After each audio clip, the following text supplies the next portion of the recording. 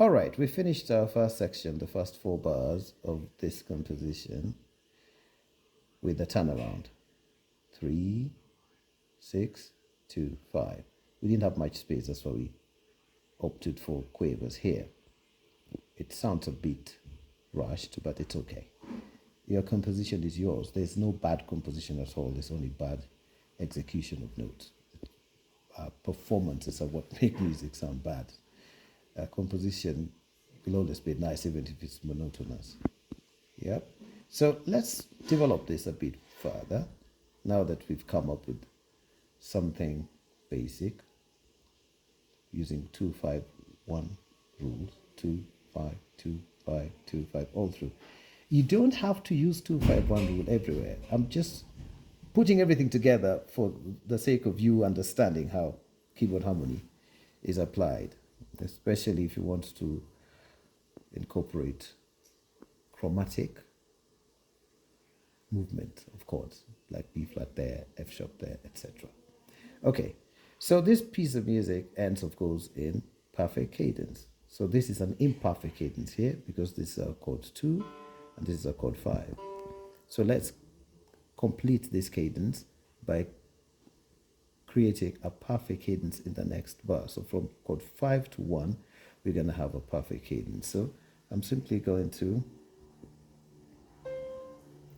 copy the first chord and then I'll paste it. Yeah, right there. So that gives us chord 1. So 2, 5, 1 here. Let me make these semi-briefs, okay? I'm doing the most basic. Much later we'll make it a lot more sophisticated. So what do? I want to use the very, very same left hand notes, okay? So I'll copy that, the very same left hand notes, and I'll paste them, okay? So we've created another 4 bars, but this time round we're going to use arpeggiation. Instead of solid chords, we're going to use arpeggios, okay? As a variety, same thing, but with arpeggios now. Okay, so we have E, G, C. So I'm going to use quavers to create arpeggios here. E, G, C, and maybe E, C.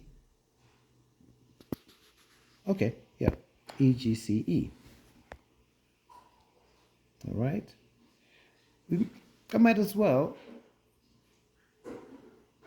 maintain the chord, the original chord, yeah, by stacking the notes above our E. So E, G, C. Okay, I should have started with that. My keyboard isn't cooperating, but it's all right. Let's just maintain the arpeggios as they are. So chord 5 here is F, G, B flat, D. F, G, B flat, D. So you have F, G, and B flat, D. Okay. I should have used semiquavers because we have just a crotchet down here. So I'll undo all that, okay? I'll undo all these. Okay, so let's use semiquavers instead. Your music becomes sophisticated. At this particular time, it might not make much sense. F, G, but I just wanted to learn how chords are used. F, G, B flat, D, and then we have C. Semiquaver still.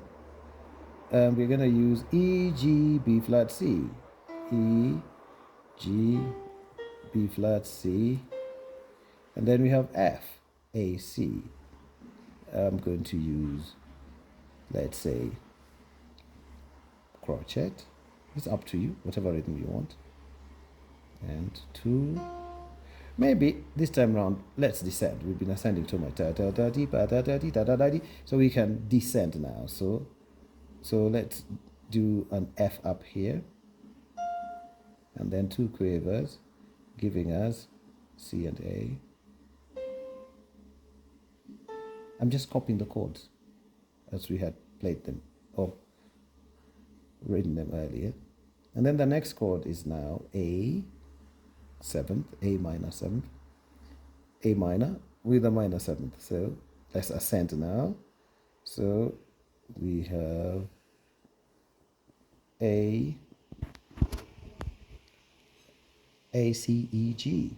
So let's start on G, A. Oh, let's make these semiquavers. Okay. So G, A, C, E, and let's descend. D major this time around. Remember that chord? D major chord. So we go to F. Well, not F, F sharp. So F sharp, then D, C, which is the 7th, then A, which is the 5th. See that? Then we have G major now. Let's use quavers now. So we can start on B, then we go to D, F, G. Okay, F is your 7th. Then we have D minor. We go to semiquavers now. Why am I using semiquavers? Because I want 4 notes above a crochet. 4 semiquavers create 1 crochet. So let's go to A, F, D, C. So it's D, F, A, C. Okay. Then G. So we have a B here ascending. Then we go to D, B, D. I typed 2 Ds. Then we go to F, G, then C. We are approaching the turnaround. So E, C, then G. I can decide to go back to C. Okay. Then E minor now. So we have E. Maybe you can have a 7th there. Remember the turnaround? The E minor, A minor, then D minor, then G major. Towards the end of the music. So I have E, G. I can repeat the E, D being the 7th, and then A minor. We start on, it's A, C, E, so I can start on C, then E, G, which is the 7th, then A. You don't have to use the 7th if you don't like to. Then we have 2 quavers here. So I'm just going to use 2 notes of the D minor. The 3rd would be best used, so because it creates the minor or the major version of the chord. So D, F, so we'll have F, A, then B, because we have the G major now, maybe with the 7th, and then we go to chord 1. Okay, I'll just copy that.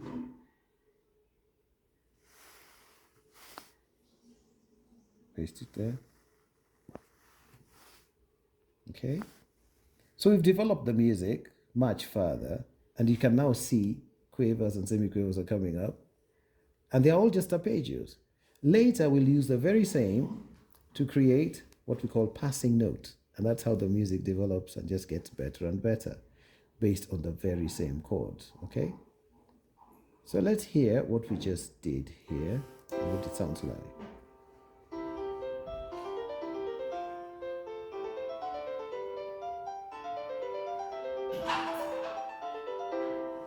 Okay. Right. Sounds quite fast. So we can actually decide to create a tempo. Yeah, give it a much slower speed. I think that will help you understand the chords much better. Okay. So I'm going to give you tempo here. Let's say crochet is equal to 80 right there. Okay. Let me see how that sounds. Yeah, I think that's much better. Let's hear the quavers.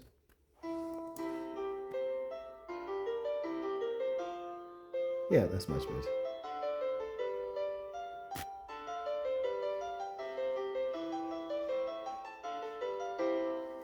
Okay. Now, the melody might not sound as appealing because I'm just teaching you how to handle your chords. Later, we'll work on this same piece and make it much more appealing. Now, that's the editing version. Okay? So, this is through composing a song from one chord going to the next. There are people who compose first by having a melody and then they bring in chords. We'll work on those in our subsequent videos. Okay? For now, that will be enough for this session.